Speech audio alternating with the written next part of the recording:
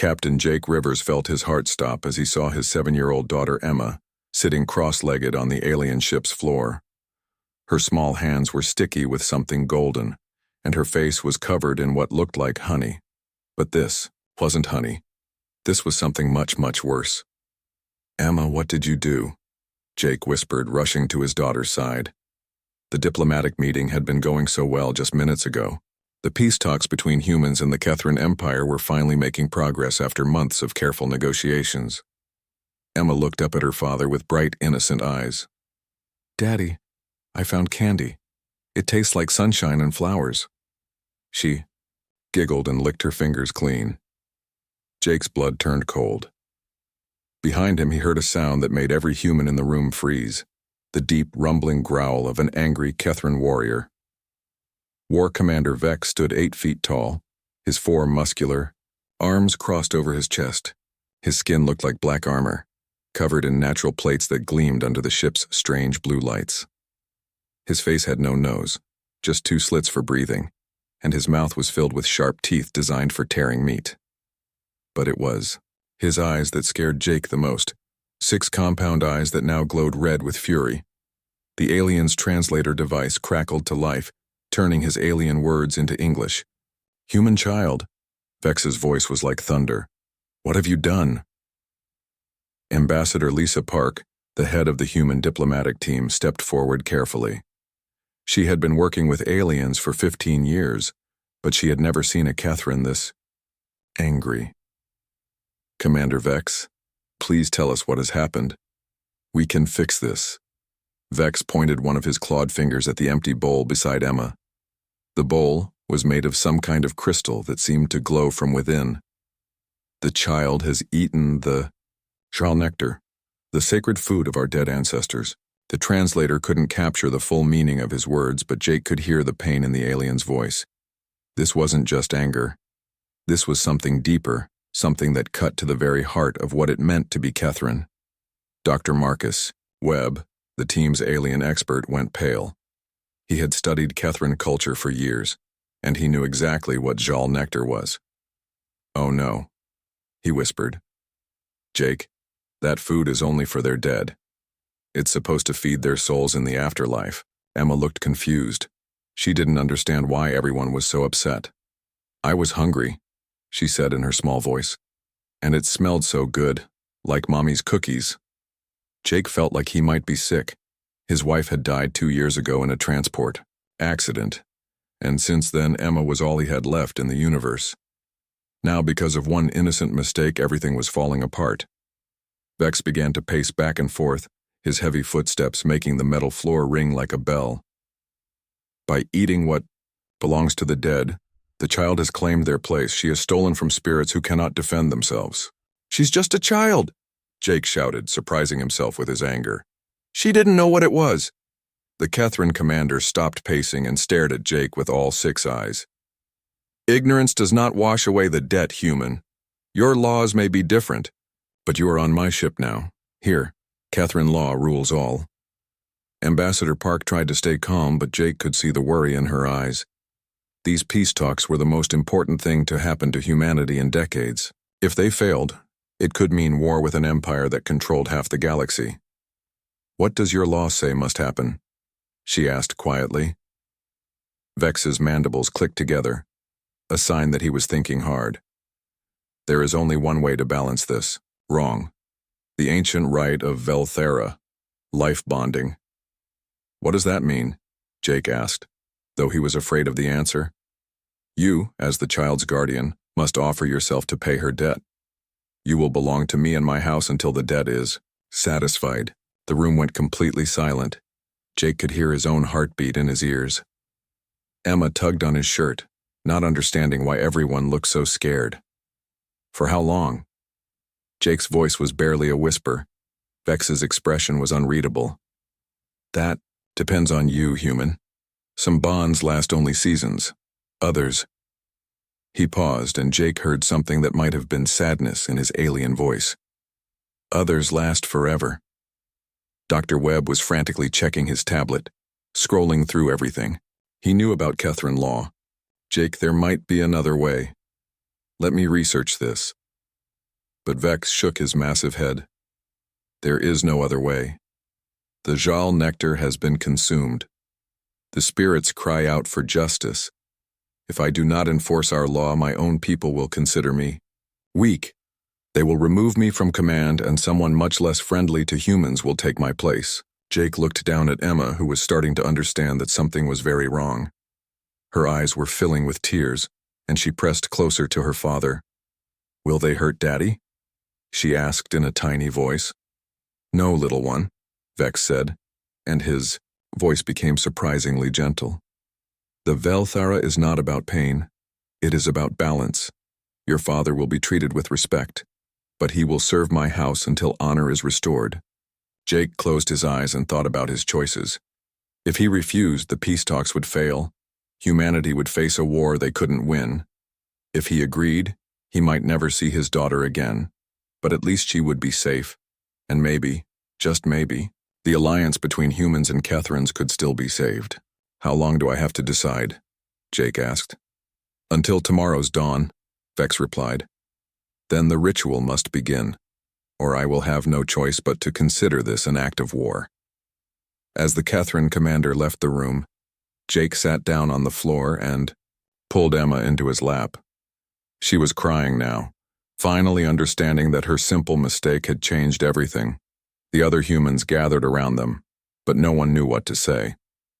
In less than 24 hours, Jake would have to make the hardest choice of his life, and whatever he decided would change the future of 2 entire species. Jake couldn't sleep. He sat in his small room on the alien ship, watching Emma sleep peacefully in the bed next to his. She had no idea that tomorrow might be the last day they spent together for a very long time. The ship's walls glowed softly with that strange blue light that all Kethran technology seemed to have. Outside his window, Jake could see the stars, moving slowly past as the massive vessel traveled through space. Somewhere out there was Earth, his home, the place where he and Emma belonged. But it felt impossibly far away now. A soft knock on his door made Jake look up. Ambassador Park stepped inside carrying 2 cups of coffee and looking tired. Thought you might need this, she said, handing him one of the cups. The coffee was real, not the synthetic stuff they usually had on long space journeys. Park must have brought her personal supply. Thanks, Jake said, taking a sip. The hot liquid helped him feel a little more human. Park sat down in the chair across from him. Dr. Webb has been working all night, going through every piece of Kethran law he can find. There might be a way out of this. Jake felt a spark of hope. What did he find? Well, that's the problem. He found too much. Park rubbed her eyes. Kethran, law isn't like human law. It's not just rules written in books. It's part of their biology. What do you mean? Before Park could answer, Dr. Webb himself appeared in the doorway. His usually neat hair was messy, and his clothes looked like he had slept in them. His tablet was covered in notes and alien symbols.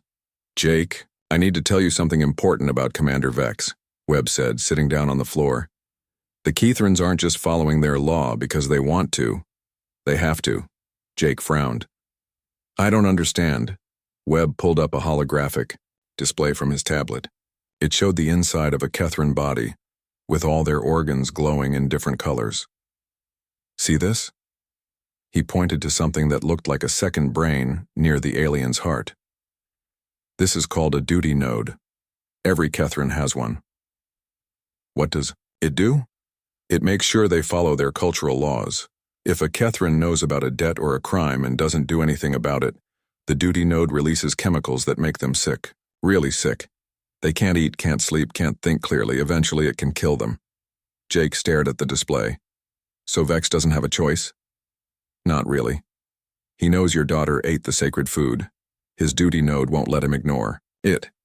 If he doesn't enforce the Velthara ritual, his own body will punish him. Park leaned forward. That's not all. Webb found something else. The reason the Kethrans are out here, so far from their homeworlds. Webb nodded and changed the display to show a star map. Several star systems were marked in red. These were the Kethran homeworlds. Notice I said were. What happened to them? Their sun started expanding earlier than it should have. Some kind of rare stellar event. They had to evacuate entire planets. Billions of Kethrans became refugees overnight. Jake felt his understanding of the situation shift. So they're not conquering. They're running. Exactly. They need new homes and they're looking for allies who might help them. But they're proud people. They don't know how to ask for help without seeming weak. Park added, "That's why these peace talks are so important to them. They need us as much as we need them. Maybe more." Jake looked back at his sleeping daughter. "But that doesn't change what Emma did, or what I have to do tomorrow." "Actually, it might," Webb said. "I think I understand why Vex seemed so sad when he explained the law to us. He doesn't want to do this either, but his biology won't let him." "Ignore it, so what can we do?" Webb was quiet for a moment. "The Velthera isn't just punishment, Jake, it's about balance and honor. If you go through with it, you won't just be serving Vex. You'll be showing him that humans understand honor too. But I'll still be his prisoner." "No," Park said firmly. "You'll be something else, something that's never existed before. A human who chose to follow Kethran law. Do you know how powerful that could be?" Jake didn't answer. He was thinking about Emma, about what kind of world he wanted her to grow up in. A world where humans and Kethrans were enemies? Or a world where they could be friends? "There's something else," Webb said quietly. "I've been studying the Velthera ritual. It's not just about serving someone, it creates a real bond between two people. You would be able to understand Vex in ways no human ever has. And he would understand you." "What does that mean?" "It means you could be the bridge between our species. You could help us understand each other." Jake stood up and walked to the window. The stars looked cold and distant, but they also looked full of possibilities. "What if I can't handle it? What if I break?" Park came to stand beside him. "Jake, I've known you for 3 years. You're one of the strongest people I've ever met. You raised Emma alone after your wife died. You became a starship captain at 35. You've never backed down from a challenge. This is different, is it? You're still protecting your daughter. You're still doing what's right." Jake was quiet for a long time. Then Emma stirred in her sleep, making a small sound. She was dreaming, probably about something happy and simple. Ice cream or puppies or the bedtime stories Jake read to her every night. "If I do this," Jake said slowly, "will Emma be safe?" "Yes," Park said without hesitation. "The Kethrans don't hurt children ever. It's one of their strongest laws." "And the peace talks? They'll continue. Maybe they'll even succeed because of what you're doing." Jake nodded. He had made his decision, though he had probably known what he would choose from the moment Vex first explained the law. Emma was worth any sacrifice. The future of humanity was worth any price. "I'll do it," he said quietly. "Tomorrow I'll go through with the Velthera." Webb looked relieved. "Jake, there's one more thing. The ritual isn't permanent. If you can prove your worth to Vex and his people, you can earn your freedom." "How?" "That's the part we don't know yet, but I promise we'll figure it out." As dawn approached on the alien ship, Jake sat with his daughter and watched her sleep. Tomorrow would change everything. But maybe, just maybe, it would change things for the better. He had no idea how right he was. The ritual chamber was unlike anything Jake had ever seen. The room was huge, with walls that seemed to breathe and pulse with living light. Strange plants grew from the ceiling, their leaves glowing soft blue and green. The floor was made of something that felt warm under Jake's feet, like it was alive.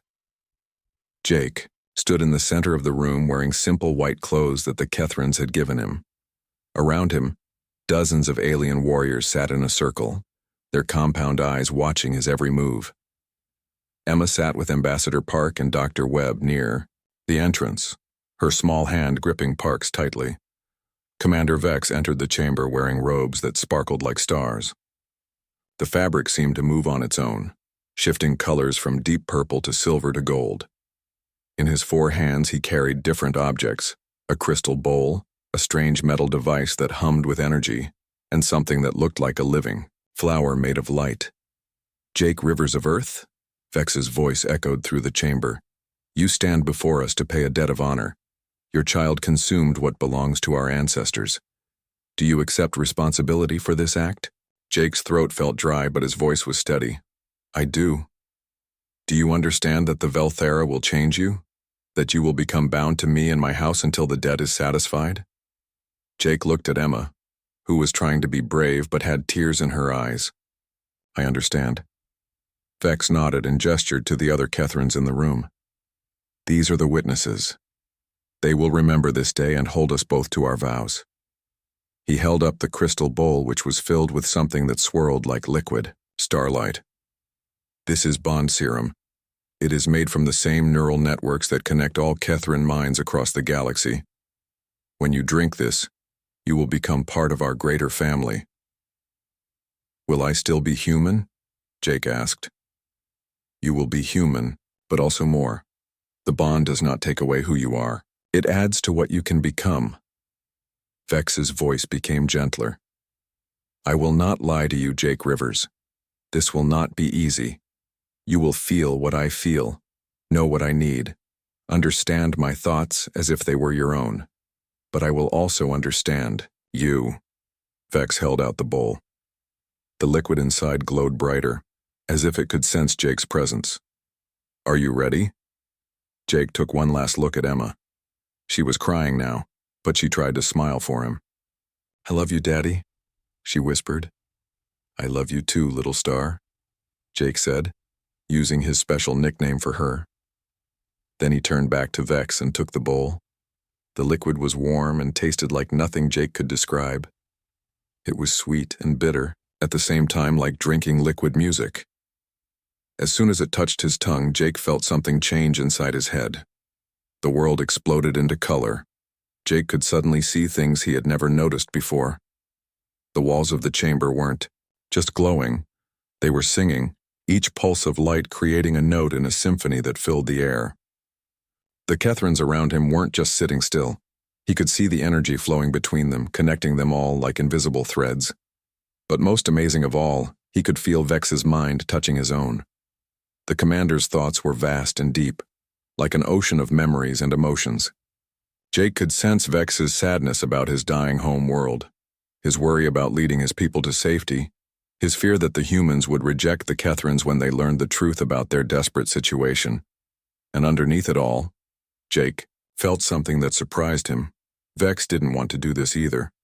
The commander was as trapped by his culture's laws as Jake was. He respected Jake for choosing to protect his daughter, and he was sorry that honor demanded such a high price. I can feel your thoughts, Jake said, amazed. And I can feel yours, Vex replied. You are afraid, but not for yourself. You fear only for your child's future. This tells me much about your character. The bond between them grew stronger by the moment. Jake began to understand things about Kethrin culture that no human had ever known. Their laws weren't cruel. They were survival tools that had kept their species alive for millions of years.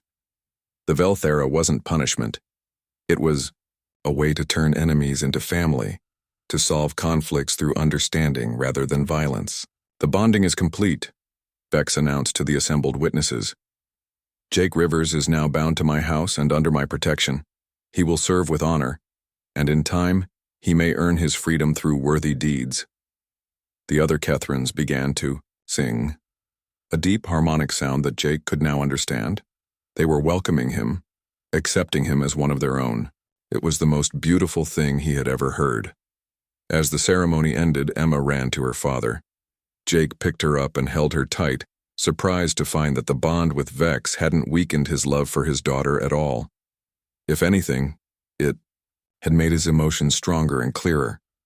Will you have to go away now, Daddy? Emma asked. Jake looked at Vex, and through their bond, he felt the commander's answer before it was spoken. Your father will serve on this ship, Vex said kindly. You may visit him whenever you wish. The bond does not separate families. It creates new ones. Emma wiped her eyes and looked at the tall alien commander. Thank you for not taking my daddy away forever. Vex's mandibles clicked in what Jake now understood was the Kethrin equivalent of a smile. Your father is very brave, little one. He chose to save you and help our peoples understand each other. That makes him a hero. As they left the ritual chamber, Jake felt the weight of his new responsibilities settling on his shoulders. But he also felt something else: hope. The bond with Vex had shown him possibilities he had never imagined. Maybe this wasn't the end of his old life. Maybe it was the beginning of something wonderful. Through their connection, Jake sensed that Vex was thinking the same thing. For the first time in months, the Kethrin commander felt optimistic about the future. The human had shown him that honor and sacrifice were not uniquely Kethrin virtues. Perhaps these strange aliens from Earth could be true partners after all. The Velthera was complete, but Jake's real journey was just beginning. 3 weeks had passed since the bonding ceremony, and Jake's life had changed in ways he never expected. Instead of chains and prison cells, he found himself living in comfortable quarters next to Vex's own rooms. Instead of cruel treatment, he was treated like an honored guest who happened to have special duties. The bond between them had grown stronger each day. Jake could now sense Vex's moods from across the ship, and the commander could feel Jake's thoughts in return. It was strange at first, but Jake was beginning to understand that this connection was a gift, not a curse. This morning, Jake woke up feeling Vex's sadness through their bond. The commander was standing on the observation deck looking out at the stars, remembering something painful. Jake got dressed quickly and went to find him. "You're thinking about your homeworld again," Jake said as he joined Vex at the massive window. Vex's 6 eyes turned toward him, no longer seeming alien and frightening. Through their bond, Jake had learned to read the commander's expressions. Right now, Vex looked tired and old, despite his fearsome appearance. "How did you know?" Vex asked. "I can feel your heart breaking," Jake said simply. "Do you want to tell me about it?" Vex was quiet for a long time. Then he touched a control panel, and the window changed to show a holographic image of a beautiful planet. The world was covered in crystal cities that sparkled like jewels, with purple oceans and silver mountains. "This was Kethros Prime," Vex said. "My birth world. 5 billion Kethrins lived there." "It's beautiful," Jake said. "What happened to it?" The image changed, showing the same planet but with a dying orange sun filling half the sky. The crystal cities were dark and empty, and the purple oceans had turned black.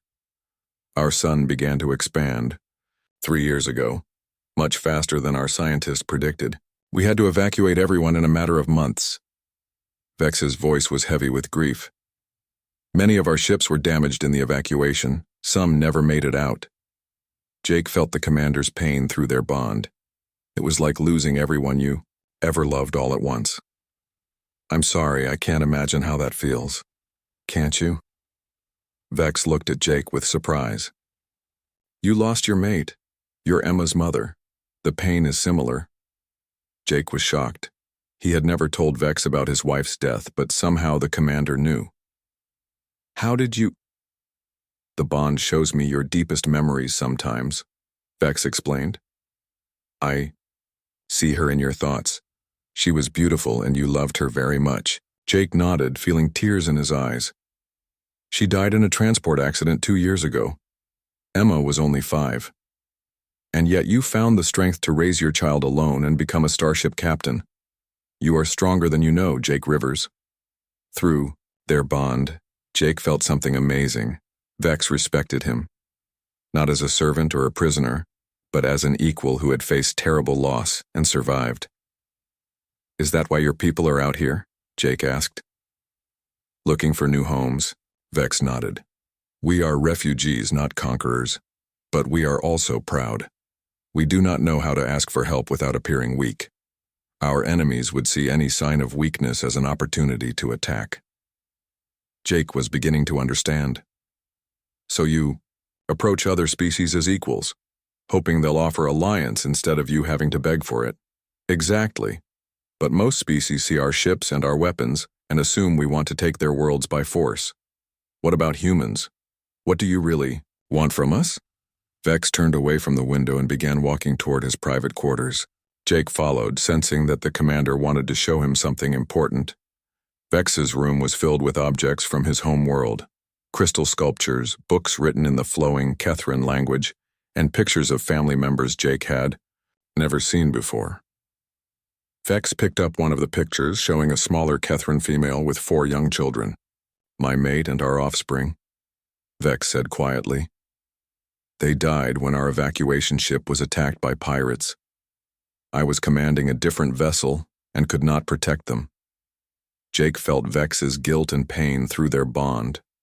It was the same feeling Jake had carried since his wife's death, the terrible weight of being unable to save the people you love most. "That's why you understand me," Jake said. "We're both fathers who couldn't save our families." "Yes. And that is why I believe humans and Kethrans can be true allies. Your species has something we need. Not just planets or resources, but understanding. You know what it means to sacrifice everything for those you love." Vex showed Jake more pictures, explaining Kethran history and culture. Jake learned that the Kethrans weren't warriors by choice. They had to be strong because their part of the galaxy was full of dangerous enemies. Their laws about honor and duty weren't cruel traditions. They were survival tools that had kept their people alive for millions of years.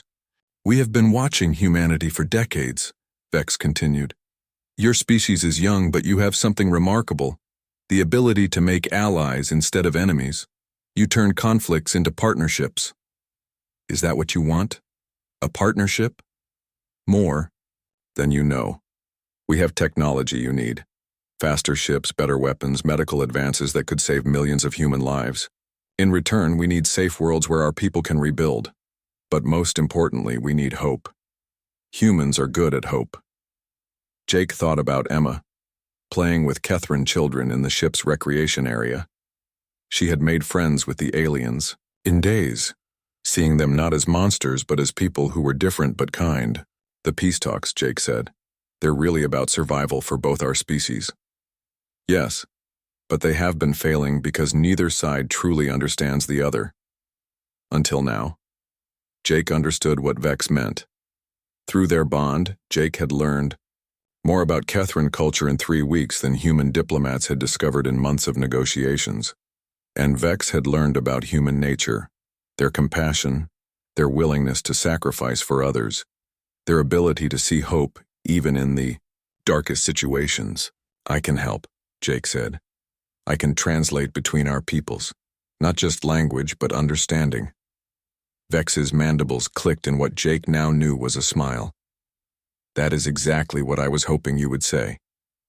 As they talked late into the ship's night cycle, Jake realized that what had begun as punishment for his daughter's mistake was becoming something incredible, the foundation for a friendship between species that could change the galaxy forever. 2. Months had passed since the Velthera ceremony, and Jake had found a purpose he never expected. Every day he worked with both the human diplomats and Kethran leaders, helping them understand each other. The peace talks were finally making real progress, but not everyone was happy about it. Jake was in the ship's main conference room, translating between Ambassador Park and a group of Kethran council members, when the attack came. The light suddenly went out, and emergency alarms began screaming throughout the ship. "What's happening?" Park shouted over the noise. Through his bond with Vex, Jake felt a surge of anger and fear from the commander. "Kethran rebels," Jake said, understanding the situation instantly. "They don't want peace with humans." The conference room door exploded inward, and 6 Kethran warriors in black armor rushed inside. But these weren't Vex's people. Their armor was decorated with symbols Jake had learned to recognize, the mark of the pure blood faction, Kethrans who believed their species should never ally with aliens. "Where is the human pet?" one of the rebels snarled, pointing a weapon that glowed with deadly energy at Jake. "The one who has poisoned our commander's mind?" Jake stepped in front of Ambassador Park and Dr. Webb, protecting them with his body. "I'm right here. Let the others go." The rebel leader laughed, a harsh sound that echoed through the room. "You think you are brave, human? You have made our proud commander weak. Because of you, he thinks your pathetic species deserves to share our galaxy." "Your commander is stronger than you know," Jake said calmly. Through the bond, he could feel Vex fighting his way through the ship, trying to reach them. And you're wrong about humans. We shall see. The rebel raised his weapon, but before he could fire, Vex burst into the room with a roar of fury. The commander moved faster than Jake had ever seen him move, his forearms wielding energy blades that cut through the rebel's armor like paper. The battle was fierce but short.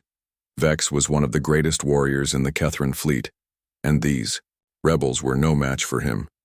But in the chaos of the fight, Jake saw something that made his blood freeze. One of the rebels had a weapon pointed directly at Vex's back. The commander was fighting 3 others and couldn't see the danger. Jake didn't think. He just moved. He threw himself between Vex and the energy blast, feeling the weapon's power tear through his chest like liquid fire. The pain was beyond anything he had ever experienced, but through the bond he felt something else.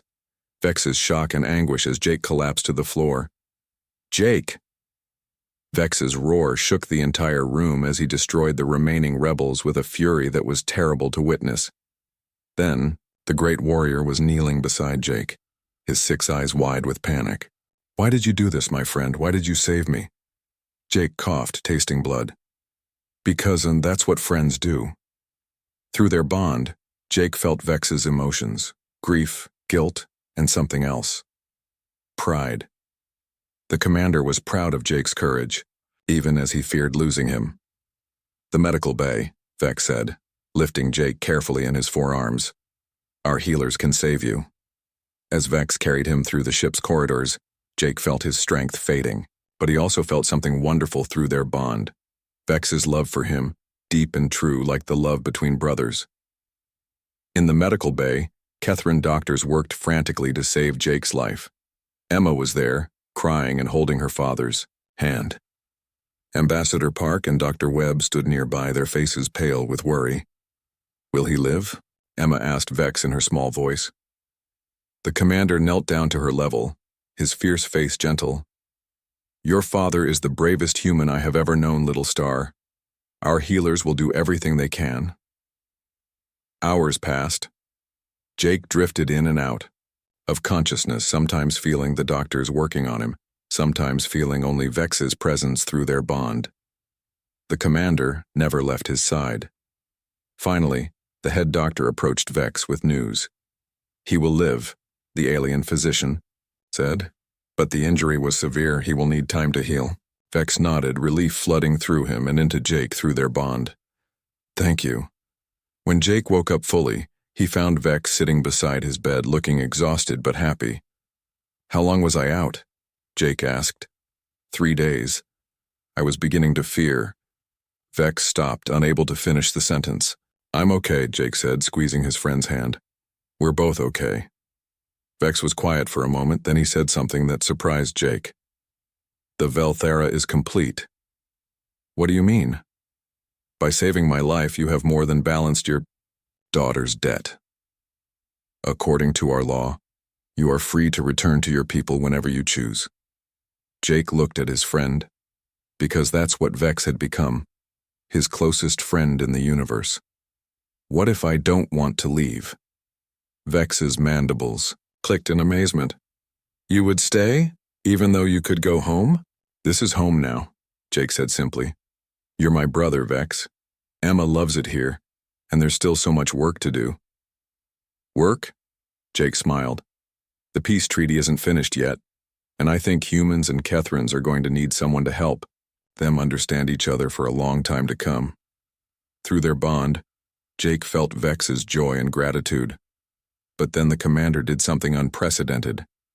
He knelt beside Jake's bed and offered his own hands. Then let me offer you something that has never been given to an alien before, Vex said.